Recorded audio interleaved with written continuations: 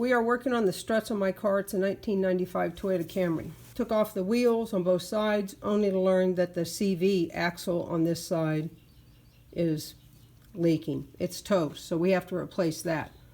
So what you have to do to replace a CV axle is this. Remove the hubcap. You have to loosen these lug nuts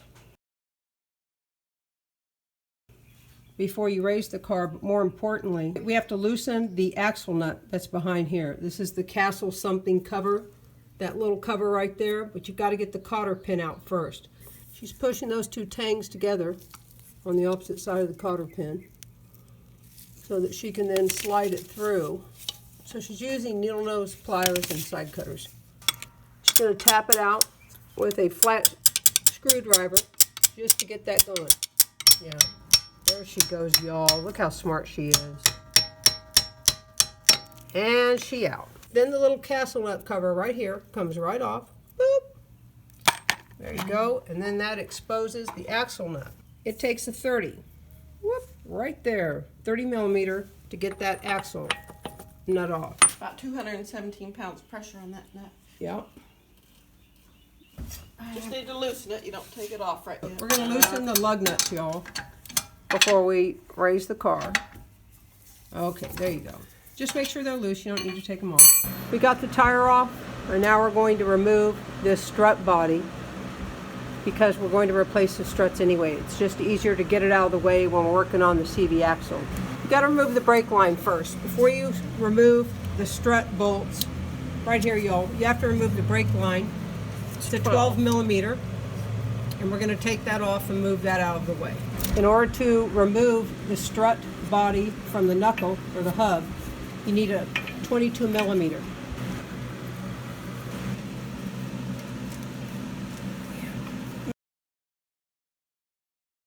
You need to keep tension on this in order to keep those bolts coming straight out because it'll want to lean forward this hub assembly. Y'all, I'll tell you that for the CV axle, most people do not really remove the strut. We're removing it because we're going to replace them anyway. So that's just an FYI. But we do think with this out of the way, because that's directly in your way of getting way back there to remove that CV axle, it's just going to be much more convenient removing that. We've got the two 22 millimeter bolts out. Now we're going to go up here to the top and take out the bolts for the strut mount right here. These are three, right there, three 14 millimeter. Do not release this bolt. That bolt holds your whole strut assembly together. If you release that bolt, that spring is going to disengage and that will be dangerous. Don't touch that bolt. Just these guys right over here, y'all. And if you're doing it by yourself, on the last one, keep it in place until you go underneath with one hand and grab a hold of that strut body, y'all. Otherwise it'll fall. Just gonna rock out of the way a little bit. Yeah. There I go. Coming out towards the door side. Okay, hold on. Got it. See that CV axle? Toasty. There are two bolts back here. Right there, y'all. We're going to remove this shield that's above this CV axle. Those are two 12 millimeter bolts so that we have more room to work in here. This axle nut has already been released, so I'm just going to take this 30 millimeter and back it off just flush with the end of this rod. You're getting it right there to flush. So let me show you. See how flush that is? You want to protect that axle rod is what we're calling it. Now we're going to shock it to loosen it with a piece of wood and hammer. There you go. Then you take the nut off. There you go. So did y'all see how that moved back? What's going to happen is I'm going to support this and move this hub assembly to the right a little bit so sister can get the CV axle moved out and to the front, to the left. All right, y'all, we've got that CV axle to get out, and she don't want to cooperate. We set up this contraption. We use some fancy angle iron we have laying around. We attach it to the safety belt that we have around that CV axle. The safety belt is held in place with a band. that we tightened, a metal band. So, and it's bolted in on the side. I don't know if you can see it right back over there. So, we bolted this angle iron together, brought it out here, and we affixed a 4x4, and we have some pieces of bracket here, metal bracket on both sides to strike up against with the sledgehammer. So what y'all want to do is keep your eye on that baby, and we're going to see if that moves. Okay, here we go, y'all. Oh, maybe It did it. It's loose now. See that? You want to have a pan under there because it's going to come out, some transmission fluid. What you're seeing right there is the safety belt we have attached to the ears of the CV axle. You see the metal band right there that we have attached? That's how we attach the safety belt to it. We just got a safety belt at Pick and Pull, which is a salvage yard. The safety belt by itself did not work because there was too much spring when we hit it with the sledgehammer. So then we used the angle iron and attached that. We used the angle iron, sorry y'all, bunch of stuff. We attached it to the safety belt right there with the bolts that were already on it. Then we led the angle iron out here, all the way out here to this 4x4 piece of wood. We did use these metal brackets, one on the front, one on the back, affixed with screws just to give us a little bit more strength rather than the wood alone. So we just used wood screws to do that. And we used some bolts we had around So to you could bolt all use this together. bed frame Yeah, that's or whatever, smart. you know, shelving metal. Anything you have that's stout. And keep this area square so when you hit it, both are being pulled with the same amount of tension. You want the equal length from the axle to whatever you have back here. We brought in the big boss and it took It it. feels like it's about 10 pounds. You all see the screw for that clamp right there. That is what you have to tighten to get around the ears of that CV axle. If we would have bolted, if we would have put those bolts, if we would have drilled holes in that clamp and put those bolts on that clamp without the safety belt, the heads of the bolt would have held off that clamp, and we don't know that it would work. That's why we left the safety belt on, because that goes beyond the clamp. We drilled holes in the safety belt. Okay, so here's the issue with this particular CV axle. Here's what our problem was. We could not get behind the body, the face of that transmission right there. We couldn't do it, the differential. So the CV axle was recessed into that area, so we couldn't get a pry bar, we couldn't get anything in there that would fit in there. So we had no way to get back beyond that recessed area. We didn't have any tool, we had nothing that would do it. So we had to work with the ears that stick up and that gap in between them. That's why we use the band around there as something to affix anything else to. Safety belt, something like that.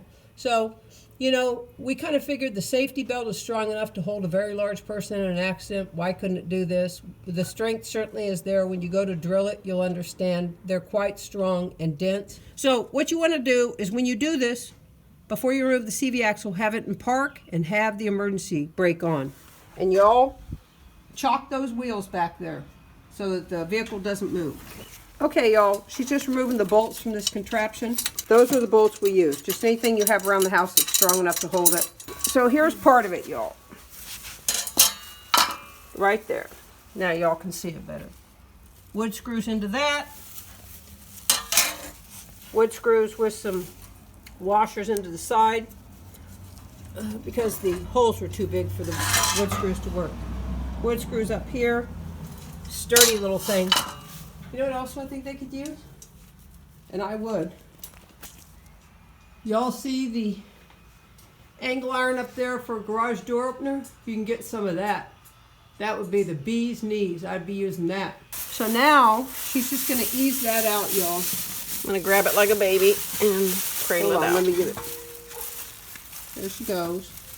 She's pulling it out. that right there, y'all, is the circlip. Right there.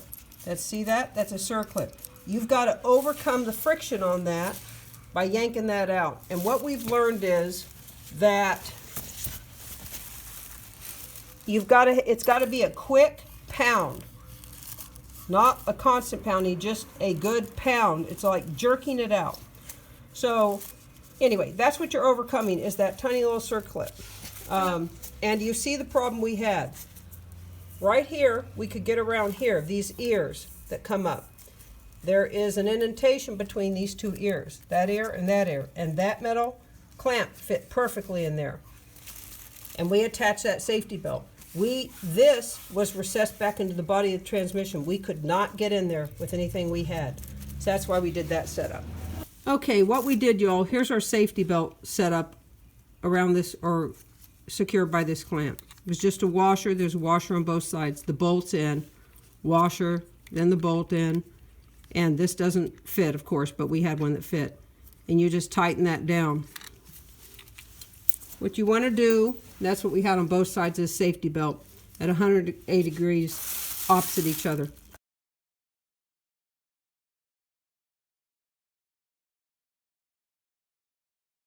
So we had to drill holes in the safety belt. If you're going to do something like this, you want to start out with a small drill bit and go up to the size you need, because it'll just twist this as you're drilling. You'll hurt your fingers if it gets in the way. It does it quick.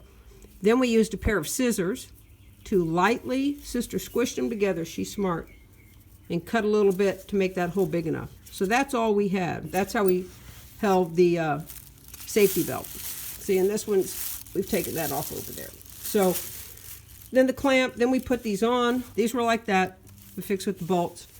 We just took the old nut driver and we tightened it up. We're loosening it now, but we tightened it up in between these ears. That one and that one. Fits perfectly, as you see, just perfectly. If you put this safety belt over these ears, it'll make this one slide off, because it doesn't get the true indentation like that. It would hold up that clamp and slide. So you want to put these 180 degrees opposite each other. That's it, y'all. That's how we got this out. See the ears? This fit. Look how this fits perfectly. I just took the band completely apart, put it around there, and cinched it back together. And we had the safety belt on there. You know, we had to put the safety belt on once it was bolted. And then it was just a matter of getting that right, because the more you tighten this, the safety belt starts to move. So you just, as this starts to get really tight, you make sure the safety belt, whatever you choose to use, is well positioned. Now, we'll show you.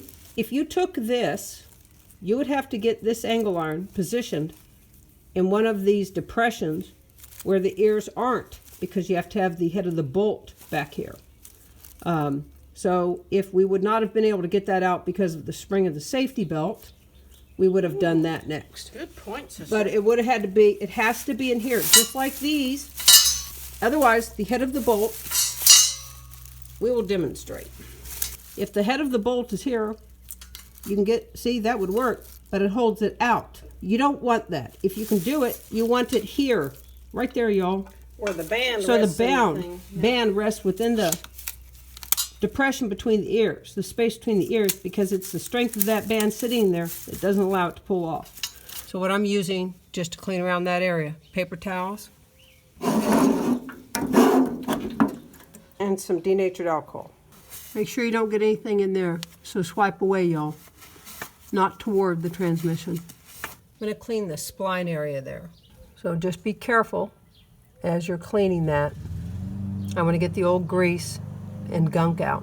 I'm going to use a dental tool, but be very careful. If I were you and you didn't have a dental tool, I'd use like toothpicks. You don't want to damage that spline area. We need to remove this seal, the CV axle. It's called an output shaft seal, I guess, with Toyota. But we just call it a CV axle seal. She's going to put a line on that tool so she knows not to go above it,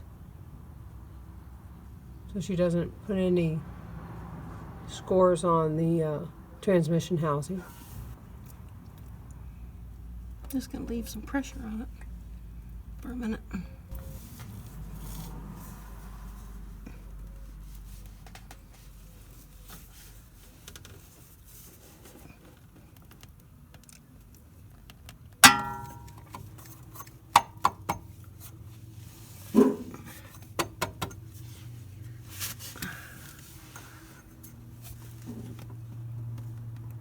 Here it comes. Let's give them away, y'all.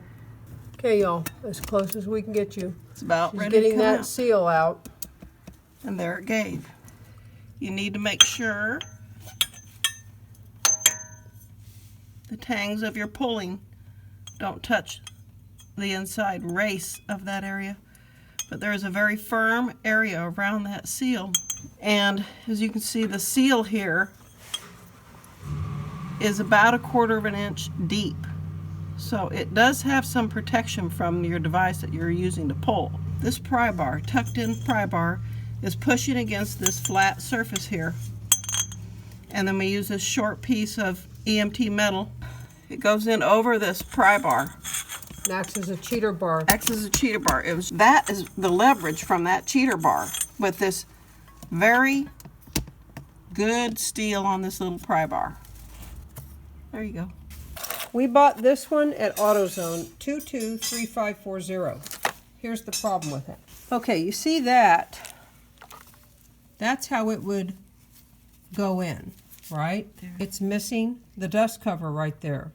Yeah. That's an important part, and here's Toyota part, 90311-35019. This has a raised area. There you go. Great, thanks for that. See that little dust cover right there where my thumb is? That's what you need. So if you all get this part, it's got nothing. See this one?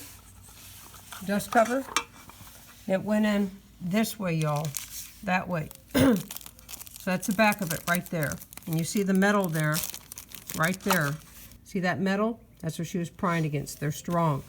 The dust shield is important to your CV axle, so we recommend that you get the actual Toyota part. I'm going to take some paper towels and denatured alcohol, and I'm going to clean inside this very carefully, making sure not to get anything inside that area. A Toyota mechanic at Toyota said not to grease around this, so don't grease around the outside of it.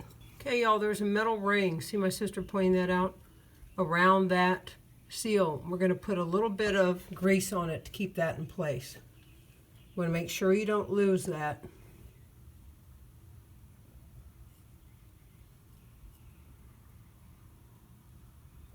It's not to lube it, so it won't knock out as you're putting it in. What we want to point out is that you see that port right down there? There's one up top too. That's the reason you don't want to recess that seal all the way back. You get it to flush here. All right, y'all, what we're going to use to seat that thing is this. This is the part that goes in. It's for a clean out. Watch, I'll show you. See that? It's for a clean out, ABS. This is right here, the size you're looking for. This is a 2-inch coupling. See it? ABS coupling.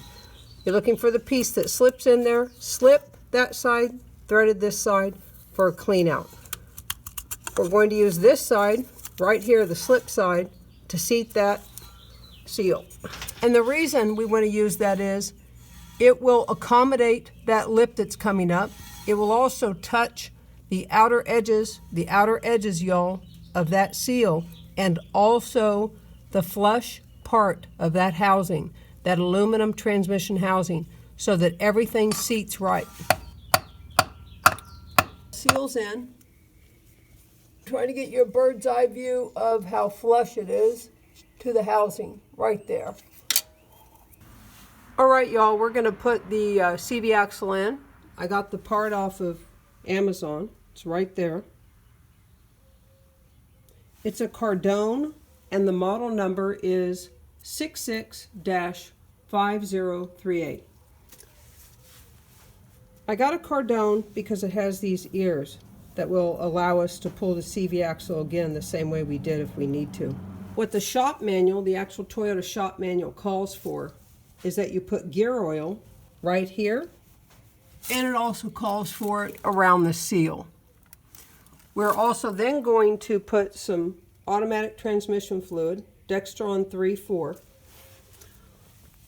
because that's what this car uses, on the inside of the sliding surface, the metal surface. So not the actual seal, but beyond that. Just putting some transmission fluid on the inside of that transmission housing. Okay, y'all, now I'm putting some gear oil just around that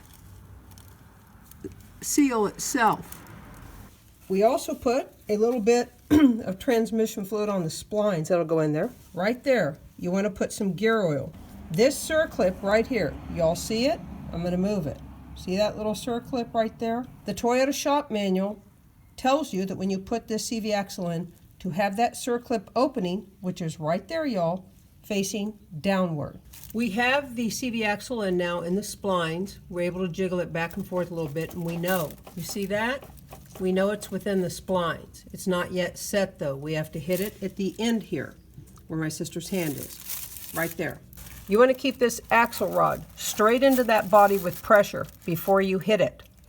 If you give it any slack, if you're not applying constant pressure, pushing that thing in firmly, you can break the balls in this CV axle. When you hit it, you want that pressure to go back down this axle to where that circlip is to engage it. And So, if you don't, and you let this relax and think you're going to whack it without pressure putting on it, it's just going to go boom right to there. That you see that little bit of compression? Right there. Those are where those little ball things are in there. So if you keep it compressed, you're delivering the pressure straight through the axle to the circlip area. she's going to strike it with a smaller sledgehammer, y'all. There, I think She went in. She's seated, y'all. The way I could tell was because it gave about just what I had anticipated, about an inch moving forward. Now I'm going to pull back on it because if it didn't seat all the way, then it will come back out. Yes. But if it did, if the circlip expanded into its groove, it won't be coming out. So, here we go.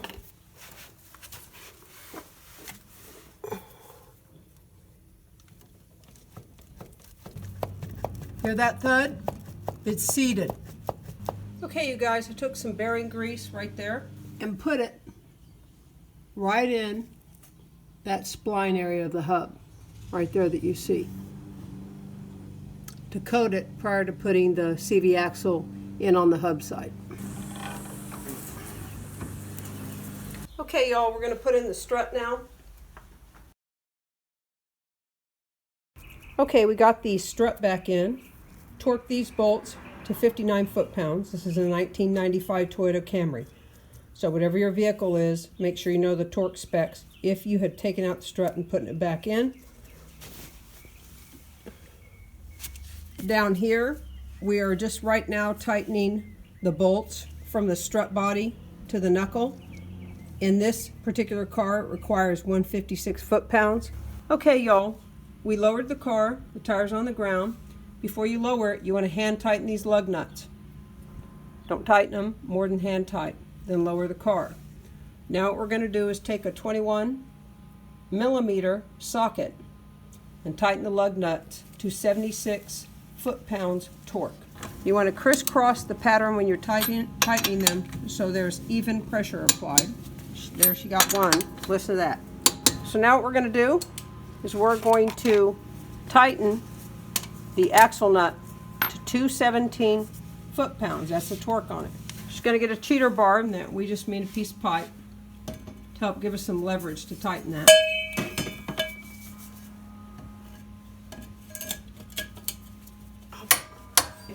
So now you put the castle nut, we call it a castle nut cover on. You want this part of the cotter pin right there, vertically like that, so that if you have to take it out again, it's easier to get to. If you put this cotter pin in horizontally, flat, turn the other way, when you go to take it out the next time, it'll be very difficult to get that out because it's within the tangs, or the little areas, indentations within the castle nutty cover thing. So put it in this way, and then we're going to pound it in and set it. You'll have to make sure you can bend over one of these tangs. So bend this tang over. See how that's sticking out? So if you have to get it out again, it's a lot easier than it laying flat. And that is how we replace a CV axle. Hope it helps, and happy DIYing.